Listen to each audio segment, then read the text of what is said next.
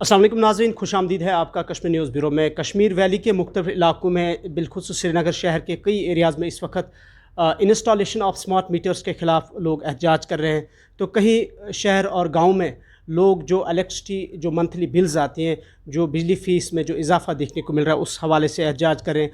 और तीसरा ये कि अब चूँकि मौसम भी तब्दील होने वाला है और शेड्यूल क्या रहेगा, यानी कि कर्टेलमेंट शेड्यूल क्या रहेगा, इस पर बातचीत के लिए हमारे साथ मौजूद है इंजीनियर जावेद यूसुफ डार साहब, जो कि चीफ़ इंजीनियर हैं कश्मीर पावर डेवलपमेंट कॉरपोरेशन, या इसे हम पावर डेवलपमेंट डिपार्टमेंट भी कहते हैं। बहुत बहुत शुक्रिया जावेद साहब आपके कीमती वक्त का। पहले ये बताएं, इस वक्त स्टेटस क्या है बिजली का पूरी वैली में, जो कि अब मौसम भी तब्दील होने वाला है? जी, अगर मौसम सरमा की बात करें तो हम करीब करीब जो पीक में 1700 से 1750 मेगावाट फराहम कर रहे थे, और जैसे आपको पता है क्योंकि डिमांड काफ़ी ज़्यादा रहती है तो उसकी वजह से कुछ दुश्वारियाँ रहती हैं और कर्टेलमेंट शेड्यूल एक इन्फोर्स करना पड़ता है। अब पिछले कुछ 10-12 दिन से जैसे हमने देखा कि मौसम में कुछ बेहतरी आई है, और उसकी वजह से कहीं कुछ एरियाज़ में डिमांड कम हुआ है। तो जैसे जैसे हम आगे चलेंगे मौसम में बेहतरी होगी, सो कर्टेलमेंट शेड्यूल में रिव्यू कर लेंगे और जो कर्टेलमेंट है वो कम की जाएगी। तो एक्सपेक्टेड क्या है कि कब ये कर्टेलमेंट शेड्यूल जो है वो जारी किया जाएगा? नहीं, हम कंटिन्यूसली जो लोड है वो मॉनिटर करते हैं, और जब हमें लगेगा कि जो लोड की लेवल वो थोड़ा नीचे आ गई है और हम जो कर्टेलमेंट के जो शेड्यूल है उसको कम कर पाएंगे तो वो आवाम को पता चल जाएगा। जी जावेद साहब, ये बताएं कि इस वक्त हमारी जो डिमांड है मेगावाट की वो क्या है और सप्लाई क्या है हमारे पास? डिमांड की अगर बात करें तो जो अनरिस्ट्रिक्ट है कि अगर जो अभी ऑन ग्राउंड है करीब 2400 से 2500 मेगावाट डिमांड रहती है हमारी, जिसके बरक्स हम करीब 1750 मेगावाट पीक दे पाते हैं। सो जो वो गैप रहता है तो गैप की वजह से जाहिर सी बात है कि हमें कर्टेलमेंट करनी पड़ती है। इस वक्त श्रीनगर शहर के मुख्तलिफ इलाकों में लोग स्मार्ट मीटर्स के ख़िलाफ़ एहतजाज कर रहे हैं। आपके पास भी कई लोग शायद आए होंगे जिन्हें आपसे बातचीत की होगी। कैसे लोगों के इस इशू को एड्रेस किया जा रहा है और क्या लोग समझते हैं, क्या इसमें इनकी प्रॉब्लम है? क्योंकि आप भी जानते हैं कि कश्मीर में ऑलरेडी लोग फाइनेंशियली बहुत वीक हैं, और यहाँ काफ़ी हालात की वजह से किस तरीके के हालात हैं फाइनेंशियली, उससे भी आप बखूबी वाकिफ़ हैं।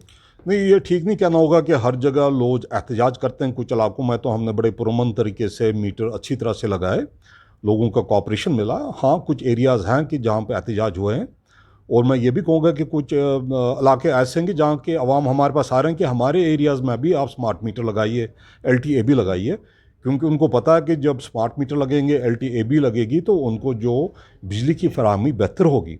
एक तो हम 24 घंटे बिजली दे पाएंगे और एक बेटर वोल्टेज सप्लाई दे पाएंगे और रिलायबिलिटी होगी, और साथ ही साथ जो ट्रांसफार्मर्स का हमारा खासकर सर्दियों में जलने का जो एक सिस्टम हो जाता है कि ओवरलोडिंग की वजह से ट्रांसफार्मर डैमेज रेट काफ़ी बढ़ जाता है, उसमें भी नुमायाँ कमी आ जाएगी। और इसलिए काफ़ी जो अवाम है वो समझदार हैं और ये समझते हैं। अभी तक जो स्मार्ट मीटर्स हमने लगाए हैं, करीब करीब हमने 70,000 से ज़्यादा स्मार्ट मीटर लगाए हुए हैं अलग अलग इलाकों में, और ये आगे भी चलेगा। और फेज़ 2 में हमने करीब करीब 3 लाख मीटर और लगाने हैं, और जो एक नई स्कीम लॉन्च हुई है RDSS, उसमें अगले 2 साल में 100% कवरेज पूरी वादी में स्मार्ट मीटरिंग से होगी।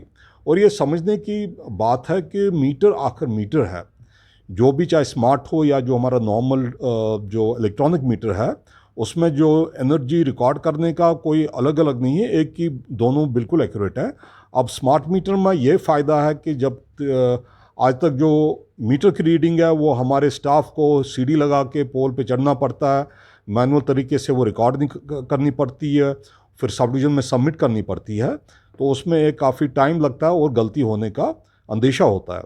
स्मार्ट मीटर में मीटर ऑटोमेटिकली हमारे बिमना में जो डाटा सेंटर वाक़ है, तो वहाँ पे रीडिंग सिस्टम में चली जाती है, हमारी सर्विस में जाती है, और वहाँ पे बिल ऑटोमेटिकली जनरेट हो जाती है। सो ये काफ़ी शफाफ और ट्रांसपेरेंट एक तरीका है, जिसकी वजह से हमारे स्टाफ को भी काफ़ी राहत होगी और एक शफाफ और ट्रांसपेरेंट मैनर में बिलिंग होगी। सर, जहां लोग कहते हैं कि हमें स्मार्ट मीटर नहीं चाहिए, क्या ऐसा नहीं हो सकता है कि उन्हें रियायत दी जाए कि वहां पे इंस्टॉल ना किया जाए ये स्मार्ट मीटर्स? नहीं, ये तो सरकार का फ़ैसला है। इनफैक्ट तो पूरे मुल्क भर में स्मार्ट मीटर लग रहे हैं, ये सिर्फ कश्मीर या जम्मू और कश्मीर की बात नहीं है, पूरे मुल्क में स्मार्ट मीटर लग रहे हैं। और किसी के और बेसिकली बिजली एक कमोडिटी है जिसको ख़रीदना पड़ता है। और जैसे कोई कमोडिटी आप जैसे बाज़ार में जाएंगे ख़रीदने, सो उसमें एक आले के थ्रू वो मेजर किया जाता है, चाहे आप उसका वज़न देखते हैं या लंबाई देखते हैं या गिन के ले देते हैं। तो इसी तरह जो बिजली का ख़रीद व फ़रोख्त का तरीका है वो किलोवाट आवर है, जिसको हम यूनिट कहते हैं। सो हमने अगर जनरेटर से ख़रीदनी पड़ती थी, पर यूनिट बेसिस पे ख़रीदनी होती है। और जब हम सार्फिन को ये बिजली मुहैया करते हैं तो इसके एवज़ में जो उसके चार्जेस होते हैं वो भी मीटरिंग के बाद ही हो पाएगा। क्या ऐसा नहीं हो सकता है कि, या आपने कभी इस तरीके के प्रोग्राम्स चलाए कि जहां लोगों को मिसकंसेप्शन या लोगों को अंडरस्टैंड नहीं हो रहा है कि स्मार्ट मीटर या फिर जो मैनुअल मीटर्स ऑलरेडी इंस्टॉल थे उसमें कोई फ़र्क नहीं है, लोगों को थोड़ा अवेयर किया जाए, उनको नॉलेज इस चीज़ की दी जाए ताकि लोग समझे कि इससे कोई प्रॉब्लम नहीं है? नहीं, मैंने टीवी पे कई प्रोग्राम्स इस बारे में किए हैं। मुझे लगता है बाय एंड लार्ज जो आवाम है वो बाखबर है कि अल्टीमेटली मतलब स्मार्ट मीटर कोई नया आला नहीं है। इसमें सिर्फ इतना एक है, जैसे हम स्मार्टफोन्स यूज़ करते हैं, पहले हमारे नॉर्मल मोबाइल फ़ोन्स होते थे, लेकिन अब स्मार्टफोन्स है, हर एक के जेब में आजकल स्मार्टफोन है और इसका इस्तेमाल करीब करीब सभी लोग करते हैं। और इसमें फ़वाइद कुछ हैं, मतलब आपको एडिशनल कुछ फैसिलिटीज़ मिल जाती हैं। इसी तरह स्मार्ट मीटर में कुछ फैसिलिटीज़ हैं। इनफैक्ट तो जो सार्फिन हैं उनको भी फ़ायदा होगा, क्योंकि उनके मोबाइल में हमने ऑलरेडी एक स्मार्ट ऐप लॉन्च कर रखा है।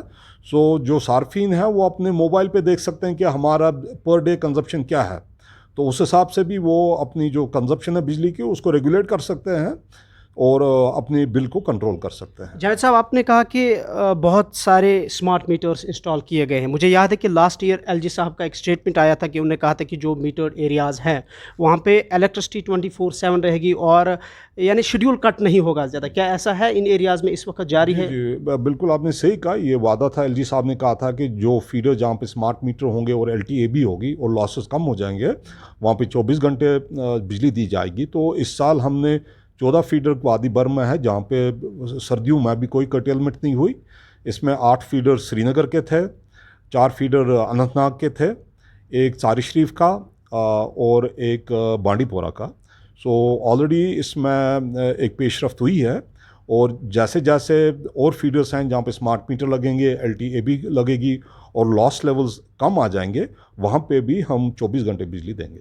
दूसरा अहम इस वक्त मसला जो है आपके डिपार्टमेंट के हवाले से जो आम लोग इस वक्त एहतजाज करें, मैंने भी कई सारे प्रोटेस्ट पिछले 1-2 महीने से कवर किए, वो ये है कि बिजली फ़ीस में काफ़ी बेतहाशा इजाफा किया जा रहा है।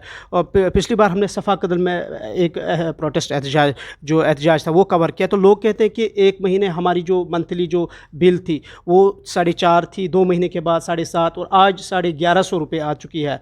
तो इसका एक प्रॉपर मैकेनिज़्म नहीं है क्या, और क्यों लगातार बिजली फ़ीस में जो है इजाफा हो रहा है? जी, इसमें 2 पहलू हैं। एक है जो टैरिफ हमारा पिछले साल तक था वो 216 में वो कमीशन ने अप्रूव किया था। एक रेगुलेटर है, हमें अपना जो टैरिफ प्लान है वो उनके पास लेके जाना पड़ता, वो जब अप्रूव करते हैं तभी हम वो लागू कर पाते हैं। सो 2016 के बाद एक स्टैटिक एक रेट थी, तो जाहिर सी बात है कि जैसे बाकी कमोडिटीज़ हैं जिसमें तब से आज तक इन्फ्लेशन हुआ, रेट्स में एस्केलेशन हुआ, तो हमें भी पिछले साल दोबारा कमीशन के पास जाना पड़ा और पिछले साल सितंबर में उन्होंने नया टैरिफ ऑर्डर इजरा किया, उसका अप्रूवल दिया। तो उसके बेसिस पे जो रेट्स में उसमें थोड़ा बहुत इजाफा हुआ, करीब औसतन 8 से 12% का इजाफा हुआ। लेकिन जो दूसरा जो बात आप कह रहे हैं कि बिल्स भी बढ़ी, देखिए काफ़ी सारे सार्फिन थे जिनकी बिल्स बहुत थोड़ी आती थी, मतलब 250 वाट लोड के लिए या आधा किलोवाट लोड के। जाहिर सी बात है जो एक्चुअल यूजेज जहाँ पे लोगों का है वो कम से कम 3 से 4 किलोवाट का है।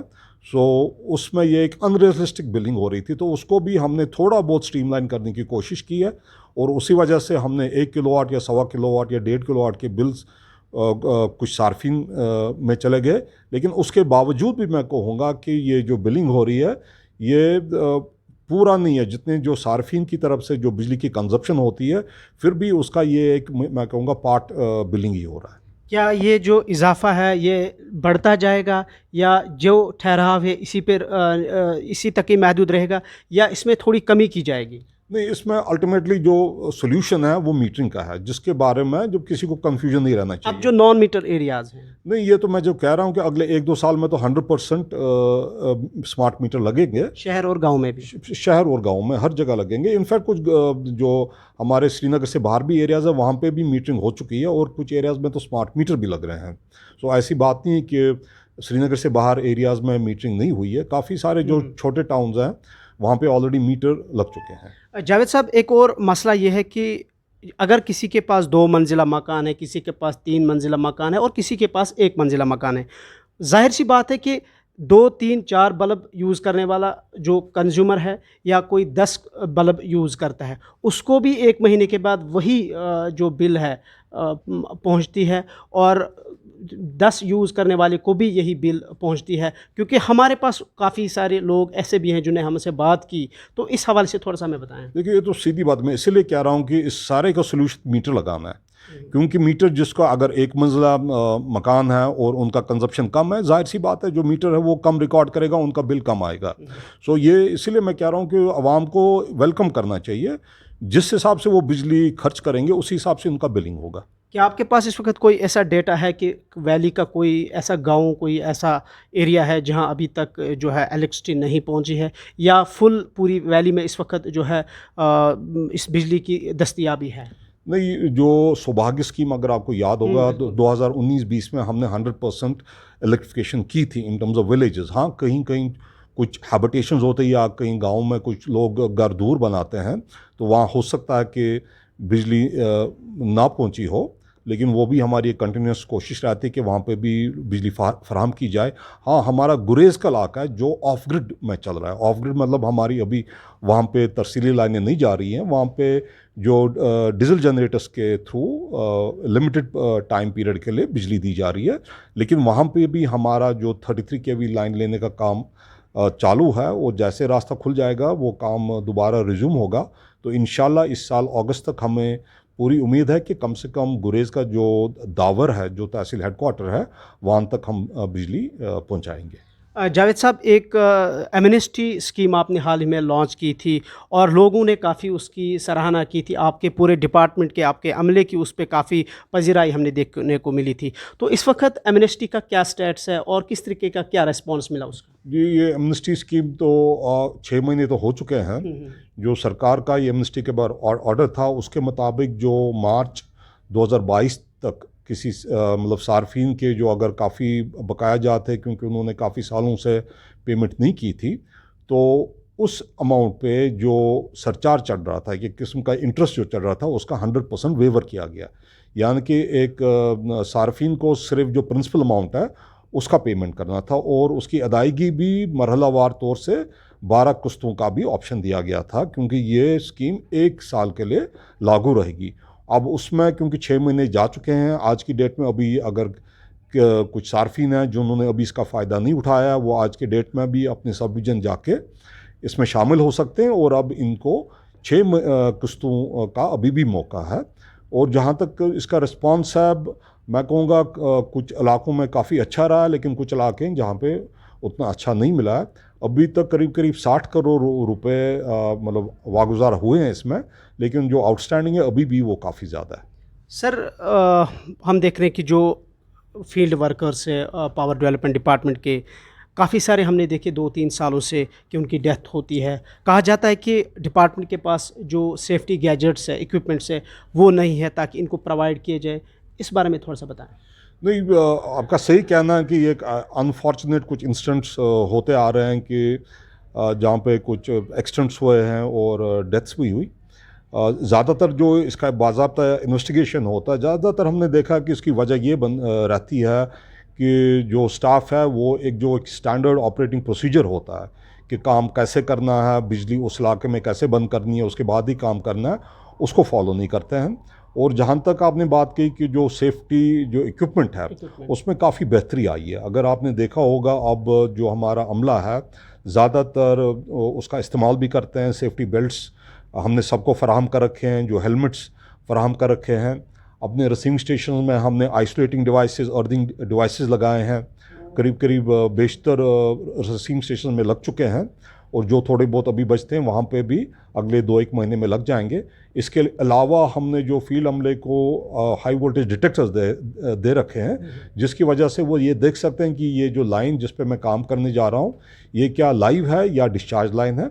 और उसके अलावा लोकल डिस्चार्ज रॉड्स भी हम प्रोक्योर कर रहे हैं, जिसकी वजह से वो जहाँ पे भी उनको काम करना उसको पहले वो आइसोलेट करके ग्राउंड कर सकते हैं, जिसकी वजह से ये एक उनके लिए आसान काम करने में आसानी होगी और एक सेफ़ एनवायरनमेंट मिलेगा उनको काम करने में लिए। इसमें काफ़ी सीरियसली हम ले रहे हैं और इस पे काफ़ी काम हो रहा है। आपकी तरफ से क्या डायरेक्शंस है या हायर अप्स की तरफ से क्या डायरेक्शंस है जो डिस्ट्रिक्ट लेवल पे हमारे एग्जीक्यूटिव इंजीनियर्स हैं या फिर जेईज़ हैं या फिर हमारे एडब्ल्यूज़ हैं कि आम लोगों के साथ या आम लोगों के जो इश्यूज़ हैं उनको एड्रेस करने के लिए किस तरीके की क्या आपसी की जो बॉन्डिंग होती है लोगों के साथ, आवाम की बात सुनना, उस हवाले से? ये देखिए, जो हमारा महकमा है या कॉरपोरेशन है ये तो 24 घंटे आवाम के साथ जुड़ी हुई है।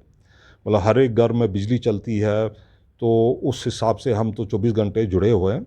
बाकी हमारा अमला मतलब बाखबर है कि जो उनके फ़राइज़ हैं सो उसको दिमाने में कोई कोताही ना हो।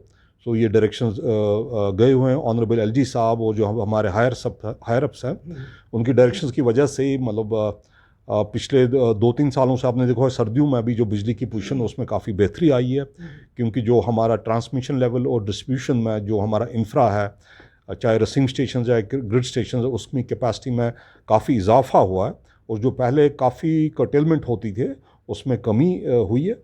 और सर्दियों में अगर बर्फ़बारी भी हुई है तो उसके बाद भी जो रेस्टोरेशन टाइम है वो काफ़ी अब कम हुआ है। मतलब बर्फ़बारी में भी बिजली चलती रहती है और अगर लाइंस में फॉल्ट आता है तो कुछ ही घंटों में वो लाइनें रिस्टोर की जाती हैं। ये तभी पॉसिबल हुआ जब जो हमारा इंजीनियरिंग स्टाफ है या फील्ड अमला है या पीडीएल टीडीएल है, जब वो बिल्कुल अपनी रिस्पॉन्सिबिलिटी समझ के ये काम अपना फ़राइज़ निभा रहे हैं, तभी ये सब कुछ मुमकिन हो पाया है। जाहिद साहब, क्या आपके पास कोई ग्रीवेंस सेल का मैकेनिज़्म है? अगर है तो रिड्रेसल मैकेनिज़्म क्या है? जी, ये तो 2 किस्म के मैकेनिज़्म, एक तो जो ग्रीवेंस जो ऑनलाइन लोग कर सकते हैं, उसके अलावा जो डे टू डे अगर किसी को बिजली के इश्यूज़ हैं तो हमारा टोल फ्री नंबर है 1800-180-766, तो वो 24/7 मैन होता है, तो वो वहाँ पे अपनी शिकायत दर्ज कर सकते हैं और उन शिकायत का उस पर अजाला होगा।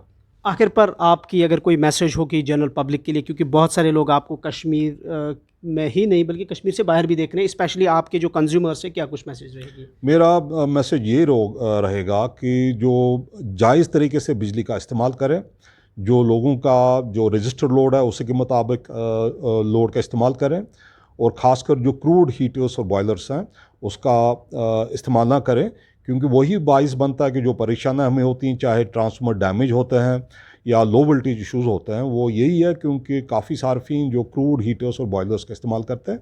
अगर उसका इस्तेमाल तर्क होगा, आप देखेंगे हमारे ट्रांसफार्मर डैमेज रेट भी काफ़ी नीचे होगा, जो वोल्टेज इशूज़ हैं वोल्टेज के कि कम वोल्टेज है वो भी सॉर्ट आउट हो जाएंगे और जो ओवरऑल जो कर्टेलमेंट रहती है जो हमारी खासकर जो सर्दियों में उसमें भी नुमाया कमी वाक़ होगी। बहुत बहुत शुक्रिया सर, बहुत बहुत शुक्रिया। शुक्रिया।